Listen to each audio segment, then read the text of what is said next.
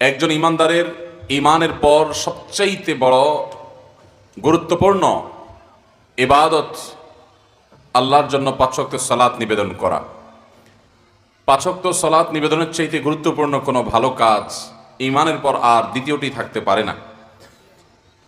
এই নামাজ যার যত বেশি সুন্দর হবে, যিনি যত বেশি নিয়মিত হবেন, যিনি যত বেশি এই সালাতটাকে সুন্দরভাবে আদায় করবেন, আল্লাহর কাছে তিনি তত প্রিয় পাত্র হবেন, মুসলমান হিসাবে তিনি তত সফল কাম হবেন। আল্লাহ তাআলা সূরা মুমিনুনের প্রথম আয়াতে বলেছেন, কদ আফলাহাল মুমিনুন আল্লাযীনা হুম ফি সালাতিহিম খাশিউন। সেই ঈমানদারগণ সফল যারা তাদের সালাতের মধ্যে খুশু অবলম্বন করে, যাদের সালাতের মধ্যে মনোযোগ থাকে। ঠিক একইভাবে সালাতের মধ্যে মনোযোগের পাশাপাশি সালাতের বাহ্যিক যে কর্মকাণ্ডসমূহ আছে, রোকনগুলো আছে, ফরজ ওয়াজিব সুন্নাহগুলো আছে, সেগুলো সঠিকভাবে আদায় করা, এটা সালাতের পূর্ণাঙ্গতার পূর্ব শর্ত। প্রিয় নবী সাল্লাল্লাহু আলাইহি সাল্লাম তিনি জিবরিল থেকে সরাসরি নামাজের ওয়াক্ত শিখেছেন। জিবরিল নবী করিম সাল্লাল্লাহু আলাইহি সাল্লামকে নামাজ পড়ে দেখিয়েছেন, তিনি তার কাছ থেকে শিখেছেন। এরপর নবী সাল্লাল্লাহু আলাইহি সাল্লাম আমাদেরকে নির্দেশ করেছেন, সল্লু কামা রাআইতুমুনি উসাল্লি, তোমরা আমাকে যেভাবে সালাত আদায় করতে দেখেছ তোমরা সেইভাবে সালাত আদায় করো।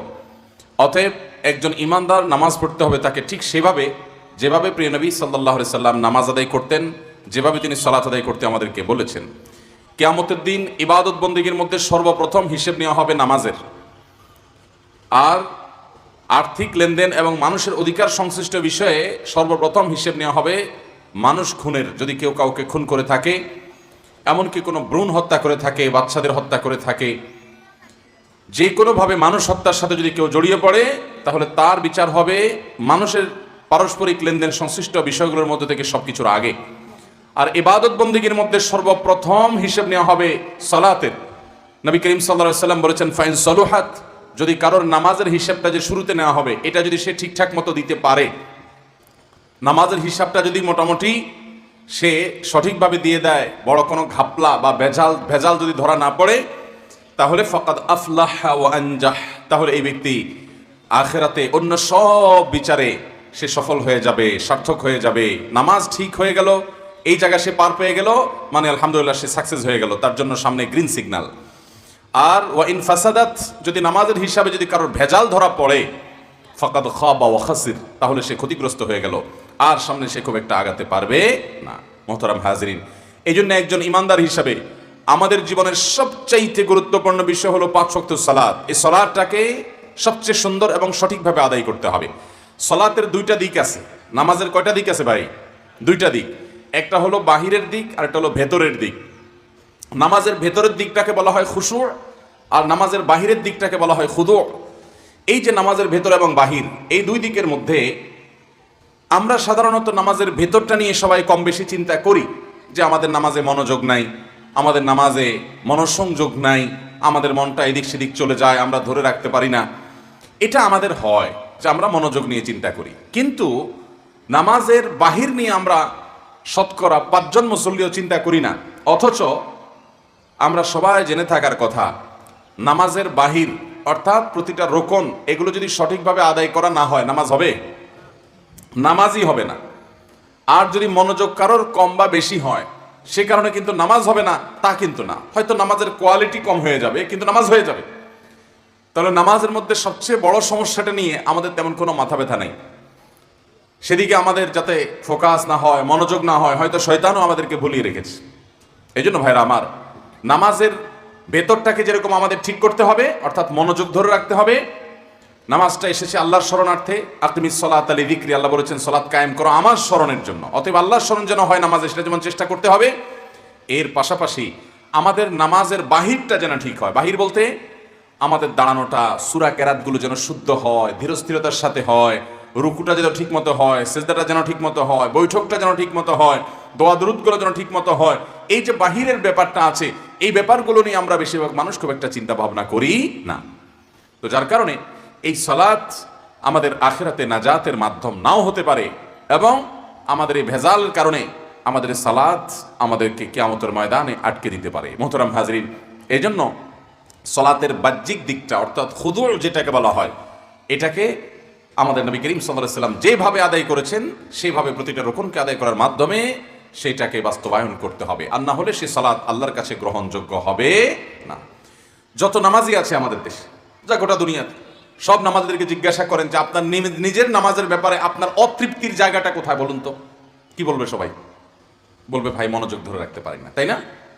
তো মনোযোগ যদি কারোর ধরে না রাখতে পারে, দুনিয়ার কোনো মুফতি ফতোয়া দিতে পারবে না যে তার নামাজ হয় নাই, আবার পড়তে হবে, এটা কোনো মুফতি ফতোয়া দিতে পারবে না। হ্যাঁ, কোয়ালিটি কমে গেছে, এটা ঠিক, কারণ মনোযোগ ধরে রাখাটা এটা ফরজের তালিকাও না, ওয়াজিবের তালিকাও নাই, এটা ঠিক যে ওটা নামাজের প্রাণ। কিন্তু যদি কেউ নামাজের মধ্যে তাড়াহুড়ো করে, রোকন ঠিক মতো আদায় না করে, তাহলে সারা পৃথিবীর সব ওলামা ইকরাম বলবেন না তার নামাজ হয় নাই। কারণ তাড়াহুড়া না করা, ধীরস্থিরতার সাথে নামাজ পড়া, সঠিকভাবে রোকনগুলো বাস্তবায়ন করা, ইতমিনানের সাথে, তমানিনার সাথে প্রতিটা রোকন ঠিকঠাক মতো আদায় করা, এই বিষয়টি ফরজ মধ্যপ্রাচ্য ওলামা ইকরামের মতে, আর হানাফি মাযহাবের ওলামাদের মতে এটি ওয়াজিব। অতএব এই ওয়াজিব বা ফরজ গুরুত্বের বিচার প্রায় কাছাকাছি। এইগুলো তরকের কারণে আমাদের নামাজ পর্যন্ত নষ্ট হয়ে যেতে পারে। গোটা মসজিদে যত মুসল্লি আছে, ডানে বামে তাকিয়ে দেখলে আপনি অবাক হবেন যে আমরা আজকাল 4G 5G গতিতে নামাজ পড়ি, অনেকে 6G গতিতেও পড়েন। এই যে রমাদান আসছে, দেখবেন যে তারাবির নামাজে গতির কম্পিটিশন হয়। এক এলাকার মুসল্লিরা অন্য এলাকার মুসল্লিদের সাথে গর্ব করে, আমাদের হাফেজ সাহেব 53 মিনিট 13 সেকেন্ডে 20 রাকাত নামাজ পড়া শেষ করে ফেলছে। আর এলাকার মুসল্লিরা তারা এবার কম্পিটিশন নেমে যায় যে কিভাবে তারা 52 মিনিটে শেষ করে ফেলবে। এটা কোনো সুন্দর প্রতিযোগিতা না। নবী করিম সাল্লাল্লাহু আলাইহি ওয়াসাল্লাম তার সম্পর্কে আমাদের আয়েশা সহিহ মুসলিমের হাদিসে বলেছেন যে কানা নবী সাল্লাল্লাহু আলাইহি ওয়াসাল্লাম ইজা রাফা রা'সাহু মিনার রুকু লাম ইয়াসজুদ হাত্তা ইয়াস্তাওয়া কাইমা। নবী করিম সাল্লাল্লাহু আলাইহি ওয়াসাল্লাম রুকু থেকে যখন মাথা সোজা করতেন, দাঁড়াতেন, টান টান হয়ে সোজা হওয়ার আগ পর্যন্ত তিনি সিজদায় যেতেন না। খুব ধীরস্থিরতার সাথে নামাজ পড়তেন। গোটা মসজিদের দিকে আপনি তাকিয়ে দেখেন, আমি তো প্রায় দেখি, আমি এমনি একটু তাড়াহুড়ো স্বভাবের মানুষ, কথাও একটু তাড়াহুড়ো করে বলি, কাজকাম একটু তাড়াহুড়ো স্বভাবের, যেটা একটা দোষের। কিন্তু এরপর আমি দেখি যে মসজিদে 2 রাকাত সুন্নাত নামাজ ফরজ নামাজের পরে ম্যাক্সিমাম মুসল্লি দেখি আমার আগে শেষ হয়ে যায়। 4 রাকাত নামাজ ম্যাক্সিমাম মানুষ দেখি আমার আগে শেষ হয়ে যায়। তখন চিন্তা করি যে আমার চাইতে খারাপ মানুষও আছে দেখা যায়। ভাইরা আমার, এই নামাজকে এত তাড়াহুড়া করে যদি আমরা আদায় করি, তাহলে কখনো সেই নামাজ আমাদেরকে আল্লাহর রেজামন্দি এবং জান্নাত এনে দিতে পারে না। এজন্য আজ থেকে আমরা নামাজ ধীরস্থিরভাবে আদায় করব। এটা অনেক বড় একটা ব্যাপার, তাড়াহুড়া না করে ধীরস্থিরতার সাথে আদায় করা। একটা হাদিস আপনারা অনেকে শুনেছেন, নবী করিম সাল্লাল্লাহু আলাইহি ওয়াসাল্লাম বুখারী মুসলিম বর্ণনা করেছে যে এক ব্যক্তিকে দেখলেন মসজিদে প্রবেশ করেছে। লোকটা মসজিদে প্রবেশ করে নামাজ পড়লেন। নামাজ পড়ার পর তিনি নবী করিম সাল্লাল্লাহু আলাইহি ওয়াসাল্লামের কাছে এসে সালাম দিলেন, আসসালামু আলাইকুম। নবী করিম সাল্লাল্লাহু আলাইহি ওয়াসাল্লাম তার সালামের জবাব দিলেন। সালামের জবাব দেওয়ার পর প্রিয় নবী সাল্লাল্লাহু আলাইহি ওয়াসাল্লাম ওই লোকটাকে বললেন, ইরজা ফাসাল্লি ফাইন্নাকা লাম তুসাল্লি, যাও তুমি আবার নামাজ পড়ো, কারণ তোমার নামাজ হয় নাই। তখন লোকটা আবার বেচারা গিয়ে নামাজ পড়লেন। নামাজ পড়ে এবার এসে নবীজিকে সালাম দিলেন। আবার নবী করিম সাল্লাল্লাহু আলাইহি ওয়াসাল্লাম আবারও তার সালামের জবাব দিলেন। জবাব দিয়ে বললেন একই কথা আগের মতো, ইরজা ফাসাল্লি ফাইন্নাকা লাম তুসাল্লি, যাও তুমি আবার নামাজ পড়ো, কারণ তুমি নামাজ যা পড়ছো সেটা হয় নাই। এরপর লোকটি আবারও একই কাজ করলেন। নবী সাল্লাল্লাহু আলাইহি ওয়াসাল্লাম তাকে আবারও বললেন। 3 বার একই জিনিস যখন হয়েছে, এরপর সে আল্লাহর বান্দা বললেন, ওই আল্লাহর শপথ করে বলছি যিনি আপনাকে রাসূল করে প্রেরণ করেছেন, তার শপথ করে বলছি আমি এর চাইতে ভালো নামাজ পড়তে জানি না, আপনি আমাকে নামাজটা শিখাইয়া দেন। এবার নবী করিম সাল্লাল্লাহু আলাইহি ওয়াসাল্লাম তাকে নামাজ শিখালেন। কিভাবে নামাজ শিখালেন তাহলে শুনেন। নবী করিম সাল্লাল্লাহু আলাইহি ওয়াসাল্লাম তাকে নামাজ শিখাতে গিয়ে বললেন, যখন তুমি দাঁড়াবে, সূরা কেরাত ইত্যাদি পড়বে, পড়ে রুকুতে যাবে, তখন তুমি তোমার কাজ হবে যে রুকুতে গিয়ে তুমি স্থির হবে, পিঠ টান টান করে সোজা করবে, যেতে তো হবে ধীরস্থিরতার সাথে। এরপর সেখানে গিয়ে মাথা এবং নিতম্ব বরাবর হবে, মাথা উঁচুও থাকবে না আবার নিচেও থাকবে না, লেভেল থাকবে, যতটুকু সম্ভব হয় লেভেল করা। পিঠ আবার এরকম কুজোর মতো হবে না, যতটুকু সম্ভব লেভেল হবে। এরপরে তাসবিহ নিবেদন করবে, সুবহান রাব্বিয়াল আযীম, সুবহান রাব্বিয়াল আযীম, সুবহান রাব্বিয়াল আযীম। রুকুর আরো তাসবিহ আছে, আমরা অনেকে জানি না, সুবহান কুদ্দুস রব্বুল মালাইকাতি ওয়ার রূহ, এটাও রুকুর তাসবিহ।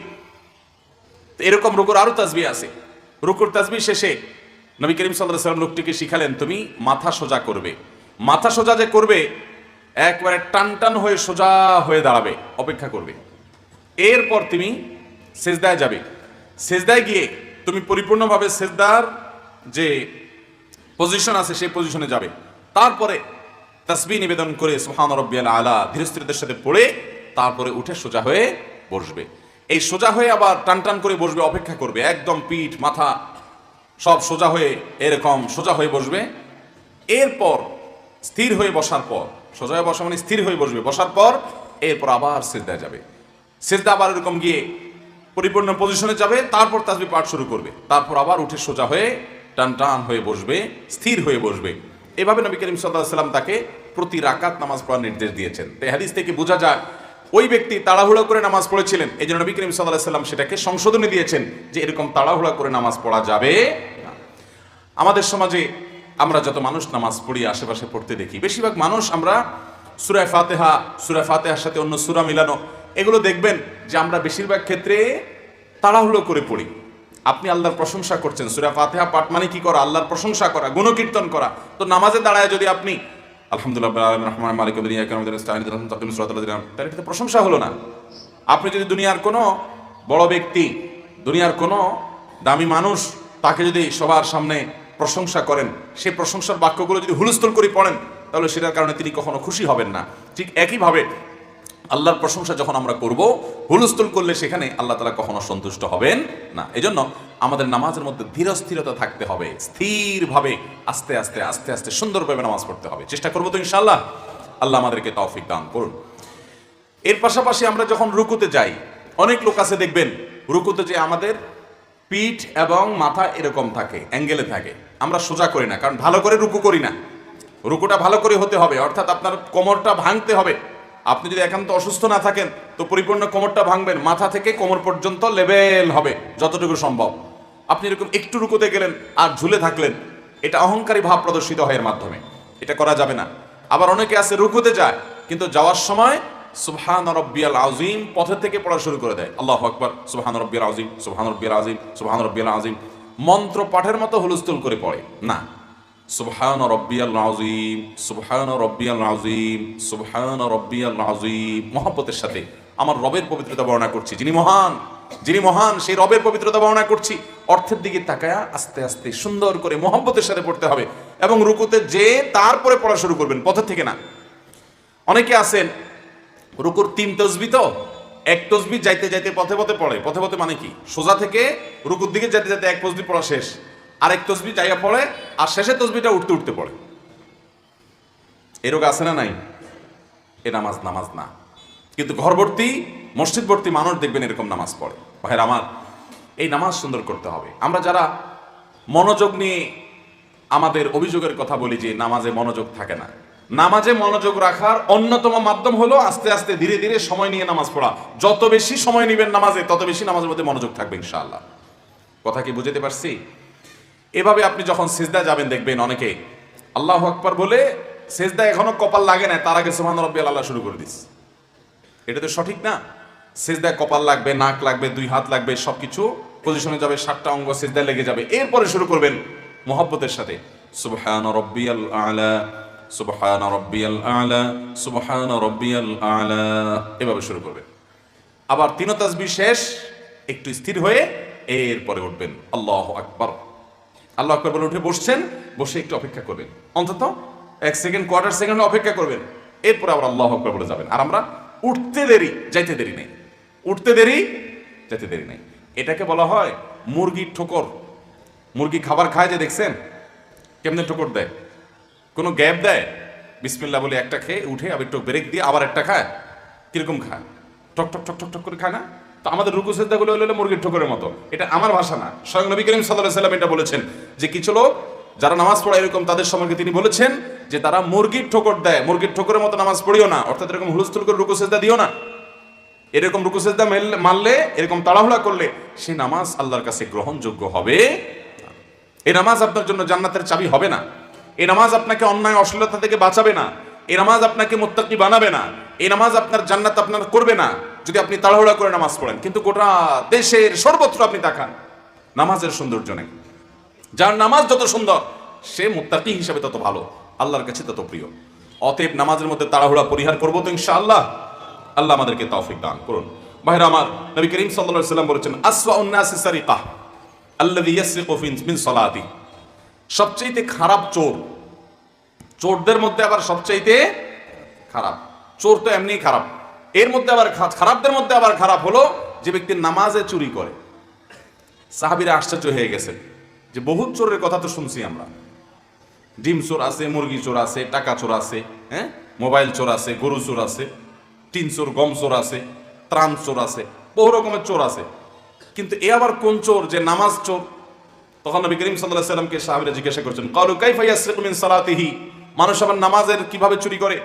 ক্বালা নবী সাল্লাল্লাহু আলাইহি ওয়াসাল্লাম লা ইউতিম্মু রুকুআহা ওয়ালা সুজুদাহা, নামাজ চুরি হলো রুকু সিজদা ঠিক মতো করে না, আদা আদি করে উঠে যায়, ঠিক মতো পিঠটা ভাঙে না, সোজা করে না, আবার উঠেই আবার চলে যায়, সোজা হয়ে ভালো করে দাঁড়ায় না, দাঁড়ায় একটু অপেক্ষা করে না, এই যে হুলস্থুল করে রুকু সিজদা ঠিকঠাক মতো করে না, তাড়াহুড়া করে, এই নামাজই হলো সবচাইতে নিকৃষ্ট চোর। এ হলো নামাজকে চুরি করছে, ফাঁকি দিচ্ছে, তাড়াহুড়ো করছে। কোন কোন বর্ণনা দ্বারা জানা যায় যে এইরকম নামাজের নামাজি, এরকম নামাজি ব্যক্তির নামাজ, এরকম সালাত আদায়কারী ব্যক্তির সালাত, এরকম মুসল্লির সালাত, এটাকে যখন আসমানে ফেরেশতারা উপস্থাপন করে বান্দার আমল হিসেবে, ওইটা পুরাতন তেনার মতো করে নিক্ষেপ করে দেওয়া হয় যে তোমার সালাত দরকার নেই। অতএব এই তাড়াহুড়া মার্কা নামাজ ছাড়বো তো ইনশাআল্লাহ, নামাজ সুন্দর করবো তো ইনশাআল্লাহ। ভাইরা আমার, 4 রাকাত নামাজ, 4 রাকাত নামাজ পড়তে আমাদের অনেকের 3 মিনিট টাইমও লাগে না, আছে না নাই?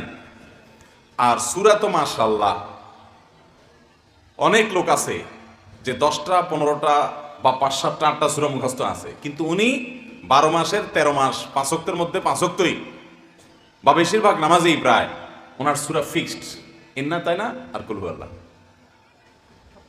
আছে না নাই? ইন্না তাই না আর কুল হুয়াল্লাহ। এক সাহাবী তিনি কুল হুয়াল্লাহ সূরাকে খুব মহব্বত করতেন, নামাজের মধ্যে প্রত্যেক রাকাতেই তিনি কুল হুয়াল্লাহ পড়তেন, অন্য সূরা ফাতিহার সাথে অন্য সূরা মিলাইতেন, কিন্তু তার সাথে সূরা কুল হুয়াল্লাহ, সূরা ইখলাস সূরা মিলাইতেন, এটা সব রাকাতেই করতেন। তো উনি ইমাম ছিলেন, ওনার ব্যাপারে সাহাবীরা নালিশ করেছেন নবীজির কাছে যে আল্লাহ রাসূল উনি অনেক লম্বা করে নামাজ পড়ে, সূরা ফাতিহার পরে উনি সূরা ইখলাস পড়ে, তারপর সূরা মিলায় বা সূরা যাই মিলায় সাথে সূরা ইখলাস পড়ে, তো আমাদের তো অনেক দীর্ঘ হয়ে যায় নামাজটা। নবী করিম সাল্লাল্লাহু আলাইহি ওয়াসাল্লাম তাকে ডেকে বললেন, তুমি এরকম কেন করো? তখন তিনি বললেন, হে আল্লাহ রাসূল, সূরা ইখলাসটাকে আমি অনেক বেশি মহব্বত করি, ভালোবাসি, কারণ এখানে আমার আল্লাহর পরিচয়ের কথা বলা আছে, আল্লাহর পরিচয় দেওয়া হয়েছে।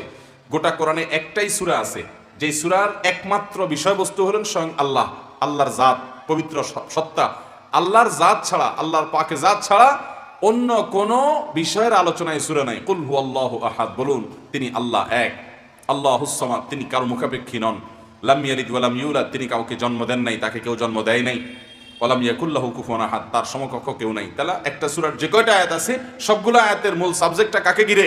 স্বয়ং আল্লাহকে ঘিরে। এই জন্যই সাহাবী বলেন যে সূরা ইখলাসটাকে আমি ভালোবাসি, এই জন্য নামাজে আমি অন্য সূরা যাই পড়ি না পড়ি সূরা ইখলাস অবশ্যই পড়ি। নবী করিম সাল্লাল্লাহু আলাইহি ওয়াসাল্লাম বলেছেন সূরা ইখলাসের ভালোবাসা তোমাকে জান্নাতে নিয়ে যাবে। তাহলে এটা তো ভালো জিনিস যে সূরা ইখলাস মহব্বত করলেন, কিন্তু আপনি শর্টকাট করার জন্য যে সূরা ইখলাস মেরে দেন প্রত্যেক রাকাতে, সেটা তো ফাঁকিবাজি। এই ফাঁকিবাজি মার্কা নামাজ কখনো ভালো নামাজ হতে পারে না। হুযায়ফা ইবনে ইয়ামান রাদিয়াল্লাহু তাআলা আনহু, তার সম্পর্কে বুখারীতে একটি হাদিস বর্ণিত আছে। তিনি এক ব্যক্তিকে দেখলেন যে তিনি লোকটা তাড়াহুড়া করে নামাজ পড়ছে, অনেক তাড়াহুড়া করে। তিনি ডাক দিয়েছেন, ডাক দিয়ে বললেন যে তুমি এই তাড়াহুড়া মার্কা নামাজ কতদিন পড়তেছো? উনি বললেন যে কেন, আমি তো আজীবন এইভাবেই পড়তেছি। তখন হুযায়ফা রাদিয়াল্লাহু তাআলা আনহু, প্রিয় নবীজির সাহাবী, তিনি বললেন লাউ মুত্তা আলা হাযা, তুমি যদি এই নামাজ নিয়ে দুনিয়া থেকে যাও তাহলে জেনে রাখো যে তুমি মুহাম্মদ সাল্লাল্লাহু আলাইহি সাল্লাম যে শরীয়ত নিয়ে এসেছেন সেই শরীয়তের উপরে তোমার মৃত্যু হলো না, ইসলামের উপরে, সঠিক দ্বীনের উপরে তোমার মৃত্যু হলো না, এই নামাজ মুহাম্মদ সাল্লাল্লাহু আলাইহি সাল্লামের নামাজ না। এরকম তাড়াহুড়া করা, অতএব তাড়াহুড়া আমরা পরিহার করবো তো ইনশাআল্লাহ। আল্লাহ তাআলা আমাদের সবাইকে সেই তৌফিক দান করুন। ইবনে মাজার হাদিস থেকে আমরা জানি নবী করিম সাল্লাল্লাহু আলাইহি সাল্লাম বলেছেন, ইয়া মা'আশারাল মুসলিমিন, হে মুসলমানরা, লা সালাতা লিমান লা ইউকিমু সুলবাহু ফির রুকু', যে ব্যক্তি রুকুতে এবং সিজদায় তার পিঠ সোজা করে না, নবীজি বলেছেন তার নামাজ হবে না, তার নামাজ হবে না। অতএব নামাজের মধ্যে আমরা প্রত্যেকটা রোকনকে খুব ধীরে স্থিরতার সাথে করব, খুব আস্তে আস্তে আদায় করব। আবারও বললাম, নবী সাল্লাল্লাহু আলাইহি সাল্লাম কারিবাম মিনাস সুজুদ, সিজদায় যতটুকু সময় দিতেন তার কাছাকাছি পরিমাণ সময় তিনি দিতেন, অপেক্ষা করতেন, তারপরে সিজদা দিতেন। এরকম নামাজ জীবনে কয়বার হয়েছে একটু চিন্তা করে দেখেন তো। আসুন আজকে মাহফিল থেকে নিয়ত করে ফেলি যে আমরা যে সালাত সর্বপ্রথম এর হিসাবে দিতে হবে, আপনার জিকির, আপনার তাসবিহ, আপনার তেলাওয়াত, আপনার অন্য সব কিছুর হিসাব পড়ে, রোজার হিসাব পড়ে, হজের হিসাব পড়ে, যাকাতের হিসাব পড়ে, সব কিছুর আগে হিসাব কিসের হবে? এই নামাজ। অতএব এই নামাজের হিসাবটা যদি আপনার ভালো ভালো হয়, রুকু ঠিক আছে, সিজদা ঠিক, বৈঠকে ঠিক, সবগুলোতে ঠিক, ওয়াক্ত মতো আদায় করেছেন, সময় মতো আদায় করেছেন, নিয়মিত করেছেন, মনোযোগের সাথে করেছেন, সবগুলো যদি ঠিক পড়ে যায় এবং মোটামুটি পাস মার্ক পেয়ে যদি পার হয়ে যান, অন্য সব রোজা, হজ, যাকাত, বাকি সবগুলো ইনশাআল্লাহ বড় কোনো ঘাপটা না থাকলে সেগুলো আল্লাহ তাআলা সহজ করে দিবেন। অতএব যেটার হিসাব দিয়ে আল্লাহ তাআলা শুরু করবেন, যে কি নিয়ে আসছো, গাঁটটি খোলো, আগে নামাজের গাঁটটি আগে খোলো। তো সেই নামাজটাকে সুন্দর করা দরকার আছে না নাই? তাহলে দরকার যদি থাকে, আসুন আজকের মাহফিল থেকে আমরা নিয়ত করি। এই আলোচনা যারা শুনছি দেখছি, আমরা নিয়ত করে ফেলি যে আমরা সেইভাবে সালাত আদায় করব যেভাবে নবী করিম সাল্লাল্লাহু আলাইহি ওয়াসাল্লাম সালাত আদায় করতেন। তার যে সালাতে মনোযোগ ছিল, তার যে সালাতে ধীরস্থিরতা ছিল, সেই ধীরস্থিরতা যেন আমাদের সালাতে অবশ্যই থাকে। চেষ্টা করব তো ইনশাআল্লাহ। তাহলে একটু সময় নিয়ে সালাত আদায় করতে হবে, সময় নিয়ে। আপনি যদি দাঁড়িয়ে সূরা ফাতিহার পর একটা সূরা পড়ছেন, আরেকটা সূরা পড়তেছেন, এক রাকাতে কয়েকটা সূরা কিন্তু পড়া যায়, একটা সূরাকেও বারবার পড়া যায়, কোনো অসুবিধা নেই। আপনি চাইলে সূরায়ে ইখলাসে 2 বার 3 বার করে পড়লেন, আস্তে আস্তে পড়লেন, তাহলে না। বিসমিল্লাহির রহমানির রহিম, কুল হুয়াল্লাহু আহাদ, আল্লাহুস সামাদ, লাম ইয়ালিদ ওয়া লাম ইউলাদ ওয়া লাম ইয়াকুল লাহু কুফুয়ান আহাদ। মুহাব্বতের সাথে পড়লেন, এটা এক রকমের পড়া। আরেকটা হলো কুল হুয়াল্লাহু আহাদ, আল্লাহুস সামাদ, লাম ইয়ালিদ ওয়া লাম ইয়াকুল লাহু কুফুয়ান আহাদ। আল্লাহু আকবার, সুবহানাল্লাহি ওয়া বিহামদিহি, আল্লাহু আকবার, আসসালামু আলাইকুম ওয়া রাহমাতুল্লাহ। এরকম তুফান মিল মার্কা নামাজ পড়লে সব জায়গায় কিন্তু গতি ভালো না ভাই। ওই মোবাইল কিনেন, ওখানে গতি হলে ভালো, কম্পিউটার ল্যাপটপ কিনেন, গতি থাকলে ভালো, এখানে কিন্তু গতি ভালো না। এখানে যত গতি যত কম হবে, যত স্থিরভাবে হবে, তত ভালো হবে, তত এর মর্যাদা, মূল্য, মান বেশি হবে। চেষ্টা করবো না ইনশাআল্লাহ ঠিক রাখার। আল্লাহ আমাদের সবাইকে তৌফিক দান করুন। আমাদের মা বোনদেরকে আমরা শিখাই দিব, বিশেষ করে বাসার মা বোনরা অনেক সময় দেখা যায় তারা হুলস্থুল করে নামাজ পড়ে, এমন জোরে নামাজ পড়ে, রুকু থেকে অনেকে তো সোজাই হয় না, নামাজই হবে না। রুকু থেকে একটু শুধু মাথাটারে উঠে আবার দৌড় দেয়, সিজদা থেকে একটু মাথাটারে উঠে আবার পড়ে যায়, নামাজই হবে না, হবেই না বিশুদ্ধ, নামাজ আবার পড়তে হবে। তাহলে নামাজের মধ্যে প্রতিটা রুকন, প্রতিটা কাজকে সুন্দরভাবে করা, ধীরস্থিরতার সাথে করা, আস্তে আস্তে করা, মুহাব্বতের সাথে করা, এটাই নামাজ। এই নামাজই আল্লাহর কাছে গ্রহণযোগ্য হবে। আর এছাড়া তাড়াহুড়োর নামাজ আর হুলস্থুলের নামাজ, এ নামাজ কবুল হবে না। এভাবে যদি আমরা নিয়ে যাই নামাজ, সবগুলো ক্রস মেরে দিবে ফেরেশতারা, সব একটা আল্লাহর কাছে গ্রহণযোগ্য হবে না। অতএব আসুন তওবা করি, এতদিন যা ভুল করেছি আল্লাহর কাছে মাপ চাই, নতুন করে নামাজ সুন্দর করি। বিশেষ করে নামাজের বাহিরটা, নামাজের বাহিরের দিকটা, অর্থাৎ অঙ্গ প্রত্যঙ্গ নামাজের যেগুলো রুকু, সিজদা, বৈঠক, কেরাত, তাসবিহ, তাহলিল, দোয়া, সালাম, এগুলোকে সুন্দর করে, সালামটা পর্যন্ত আমরা সুন্দর করে দিই না। আসসালামু আলাইকুম রাহমাতুল্লাহ, আসসালামু আলাইকুম রাহমাতুল্লাহ, মানে মনে হচ্ছে আমরা আর্মিদের ট্রেনিং দিচ্ছি, বা ওই যে আর্মিদের যে সমস্ত আপনার রিহার্সেলগুলো হয়, মনে হচ্ছে সেরকম কিছু একটা দিচ্ছি। ওই যে এক গ্রুপ বাইরে হয়েছেন, এরা নামাজ পড়েও এরকম, কি তাওহীদ বলে, হেজবুত তাওহীদ, এরা নামাজও পড়ে এরকম যে লেফট রাইট, এগুলো তাদের নামাজ, আসলে না এরকম এক গ্রুপ। অথচ নবী করিম সাল্লাল্লাহু আলাইহি সাল্লামের নামাজের মধ্যে গাম্ভীর্য ছিল, ধীরস্থিরতা ছিল। আল্লাহর সামনে আপনি সিজদা নিবেদন করছেন, ধীরস্থিরতার সাথে দিবেন, হুলস্থুল করে না। এটা কোনো লেফট রাইটের জিনিস না, এটা হলো আল্লাহর সামনে নিজের দাসত্ব স্বীকার করা। অনেকে সিজদা যান, সিজদা যাওয়ার পরে দেখা যায় এই যে হাত ওই মাটিতে ফেলে রাখেন, অলস, অথবা পাঁজরের সাথে লাগায় রাখেন। না, এগুলো সব পৃথক রাখতে হবে, টান টান থাকবে, এবং এই বুকের নিচে প্রয়োজনে ছোট একটা ছাগলের বাচ্চারা চলে যেতে পারে যেন, এরকম করে ফাঁকা রাখবেন। না করে অনেক এরকম হয়ে পড়ে থাকে। তো এই যে অলস মার্কা নামাজ, আল্লাহর ঠেকা পড়ে নাই আপনার নামাজ গ্রহণ করার। আল্লাহরে সিজদা করার মতো মানুষের, বা আল্লাহকে সিজদা করার মতো সৃষ্টির অভাব নাই আল্লাহর কাছে। বাইতুল মামুর নবী করিম সাল্লাল্লাহু আলাইহি সাল্লাম মেরাজে গিয়ে যে মসজিদে হাজিরা দিয়েছেন, দেখেছেন, পরিদর্শন করেছেন, সপ্ত আকাশের উপরে এই ঊর্ধ্বাকাশের বাইতুল মামুর, সেই মসজিদ একসঙ্গে সেখানে হাজার হাজার 70,000 ফেরেশতা সেখানে সালাত আদায় করে। যারা একবার বাইর হয় তারা আর জীবনে ঢুকে না, আবার আরেক গ্রুপ আসে। তাহলে কি পরিমাণ ফেরেশতা আল্লাহর আছে। আল্লাহর এরকম অনেক ফেরেশতা আছেন যারা দাঁড়িয়ে আল্লাহর প্রশংসা করে যাচ্ছেন, করেই যাচ্ছেন সৃষ্টির পর থেকে। এরকম অনেক ফেরেশতা আছেন যারা রুকুতে আছেন, তারা রুকুতে আল্লাহর তাসবিহ নিবেদন করে যাচ্ছেন সারা জীবন, তার খাওয়া দাওয়া নাই, ঘুম নেই আমাদের মতো, এটা করেই যাচ্ছে সৃষ্টির পর থেকে। আবার অনেক ফেরেশতা আছেন তাদের সৃষ্টির পর থেকে সিজদায় আল্লাহর তাসবিহ নিবেদন করে যাচ্ছেন, তো করেই যাচ্ছেন, এবং এটার কোনো শেষ নাই, কিয়ামত পর্যন্ত এভাবে করতে থাকবে। তাহলে আল্লাহর সেজদা, আল্লাহর রুকু, আল্লাহর প্রশংসা করার মতো সৃষ্টির অভাব পড়ছে? আল্লাহর কোনো দরকার আছে? তো আপনার এই হুলস্থুল মার্কা 2 নম্বর নামাজ আল্লাহ কেন নিতে যাবে? কোনো ঠেকানাই তো। এই জন্য আমাদের নামাজটাকে সুন্দর করতে হবে, আমাদের নামাজটাকে আস্তে আস্তে পড়তে হবে। শুরু করবো তো আজকে থেকে ইনশাআল্লাহ। প্রত্যেক ওয়াক্ত নামাজে নিজেকে জিজ্ঞাসা করবো, আমার নামাজটা হাদিস যেভাবে বলেছে সেভাবে হয়েছে কিনা, আমার নবীজি যেভাবে করেছেন সেভাবে হয়েছে কিনা। খুব সুন্দর হতো আপনার নামাজ দেখে আশপাশ থেকে মানুষ বলবে মাশাআল্লাহ নামাজটা সুন্দর করে পড়ছে। আজ মসজিদ ভর্তি মুসল্লি পাওয়া যায়, কিন্তু মনোযোগ দিয়ে ধীরস্থিরতার সাথে নামাজ আদায় করেনেওয়ালা, সুন্দর করে নামাজ আদায় করেনেওয়ালা, যার নামাজ দেখলে চোখ শীতল হয়ে যাবে, সেরকম মুসল্লি পাওয়া যায় না। এই যে রমজান আসছে, তারাবির হাফেজ সাহেবদেরকে আমরাই পেছন থেকে তাড়াহুড়া করার জন্য প্রেসার দিই যে হুজুর একটু আগে আগে শেষ করেন, কারণ অমুক অনুষ্ঠান আছে, অমুক টকশো আছে, অমুক দলের খেলা আছে, আমাদের আবার কাজকাম আছে, আমাদের একটু ঘুমাইতে হয়। হুজুরদেরকে আমরা হুলস্থুল করি। আর হুজুরদের মধ্যে কোনো হাফেজ সাহেব যদি খুব তাড়াহুড়া করে টান দিয়ে পড়ে চলে যায়, আমরা মনে করি বাবারে অনেক তুখুড় হাফেজ, অনেক কি হাফেজ, তুখুড় হাফেজ। অথচ যত হাফেজ ভালো হবে তত ধীরে ধীরে সাথে নামাজ তেলাওয়াত করতে পারবে, নামাজ পড়তে পারবে। এটা হাফেজের মান ভালো হওয়ার আলামত। যারা সাইকেল চালান, নতুন যারা সাইকেল চালানো শিখে, বাইসাইকেল চালানো শিখে যারা নতুন, তাদের জন্য আস্তে চালানোটা সহজ না জোরে চালানোটা সহজ? জোরে চালানো সহজ। কিন্তু নতুন নতুন যখন সাইকেল চালায়, ওর যদি বলেন যে আমি তোমার সাইকেলের সাথে হেঁটে হেঁটে যাবো আস্তে আস্তে, তুমি আমার সাথে চালায় যাও, দেখবেন পারবে না, পড়ে যাবে। কিন্তু যারা এক্সপার্ট, সাইকেল চালাইতে চালাইতে অনেক অভিজ্ঞ হয়ে গেছে, পুরানো হয়ে গেছে, সে জোরেও চালাইতে পারে আবার আস্তেও চালাইতে পারে। ঠিক না ঠিক বলেন?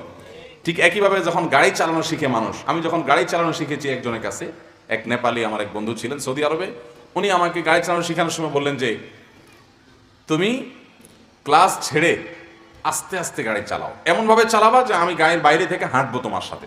একটা বাচ্চা হাঁটলে সে বাচ্চার হাঁটার তালে তালে গাড়ি চলবে, এত আস্তে চালাতে পারো কিনা দেখি। বিশেষ করে যখন সেটা ম্যানুয়াল গিয়ারের গাড়ি হয়, আমারটা ম্যানুয়াল গিয়ারের গাড়ি ছিল, তো ম্যানুয়াল গিয়ারের গাড়ি এত আস্তে আস্তে চালাতে গেলে নতুন ড্রাইভার স্টার্ট বন্ধ হয়ে যায়, ধরে রাখতে পারে না, ব্যালেন্স রাখতে পারে না। যারা ড্রাইভিং জানেন তারা জানেন। এই জন্য নতুন নতুন ড্রাইভিং শিখলে, নতুন নতুন বাইসাইকেল শিখলে দেখবেন যে সে জোরে জোরে চালাতে চায়, ওইটা তার জন্য সহজ হয়, আস্তেটা কঠিন হয়ে যায়। ঠিক একইভাবে যেই ইমাম যত ধীরস্থিরতার সাথে নামাজ পড়ান, যে হাফেজ সাহেব যত আস্তে আস্তে নামাজ পড়ান, বুঝতে হবে উনি ইমাম হিসাবে, হাফেজ হিসাবে তত ভালো। কথা বুঝেন নাই? তাহলে হুলস্থুল করা যাবে।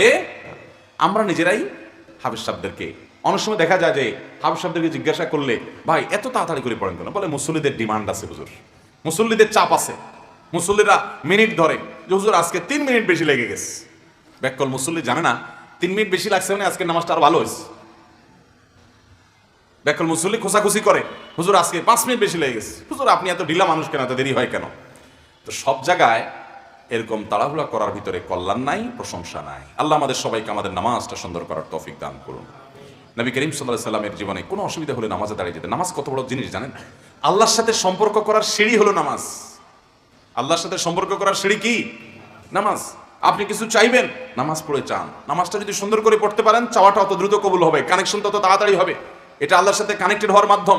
বিধায় সে নামাজকে সর্বোচ্চ সুন্দর করার জন্য আমাদেরকে সময় নিয়ে ধীরে ধীরে নামাজ পড়তে হবে, আল্লাহর সাথে কানেক্টেড হতে হবে। আর নাহলে কানেকশন হবে না। ওই যে 2G পাচ্ছেন, 3G না, নেট শুধু ঘুরে ঘুরে ঘুরে ঘুরে ঘুরে ঘুরে কিছু ওপেন হয় না।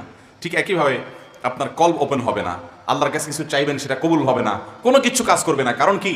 ওই যে আপনার যে আল্লাহর সাথে কানেকশন যেটা দিয়ে করবেন নামাজ, সেটাই দুর্বল, উইক, তাড়াহুড়ো আছে, সুন্দর নাই। এই জন্য নামাজে যত সুন্দর হবে তত বেশি আল্লাহর সাথে কানেকশন মজবুত হবে, তত বেশি আপনি নেটওয়ার্ক স্ট্রং পাবেন, তত বেশি যা চাইবেন তা পাবেন, এবং আল্লাহর সাথে কানেক্টেড হয়ে প্রশান্তি আপনি পাবেন। নবী সাল্লাল্লাহু আলাইহি সাল্লাম বলতেন, আরিহনা বিহা ইয়া বেলাল, ও বেলাল নামাজের ব্যবস্থা করে, আজান দিয়ে নামাজ কায়েম করে আমাকে একটু প্রশান্ত করো, আমাকে একটু শান্তি দাও। নবীজির নামাজ ছিল প্রশান্তির কারণ। তিনি বলেছেন, জয়লাত কুররাতে আইনুন লি as-সালাহ, আমার জন্য আমার চক্ষু শীতলকারী বানানো হয়েছে নামাজকে। মানে নামাজ পড়লে আমার চোখটা শীতল হয়, নয়ন জোড়ায় ভালো লাগে। আর আমাদের অবস্থা কি? আমাদের হলো নামাজটা বোঝা বোঝা বোঝা, শেষ করতে পারলে জানবাসি, হুলস্থুল করে যাইতে পারলে জানবাসি। আল্লাহ তাআলা আমাদের সবাইকে মাফ করুন, নামাজটা সুন্দর করার তৌফিক দান করুন। সবাই তো নিয়ত করছি আলহামদুলিল্লাহ, নামাজ সুন্দর করবো তো ইনশাআল্লাহ। জাযাকুমুল্লাহ খাইর ওয়া আখিরু দাওয়ানা আলহামদুলিল্লাহি রাব্বিল আলামিন।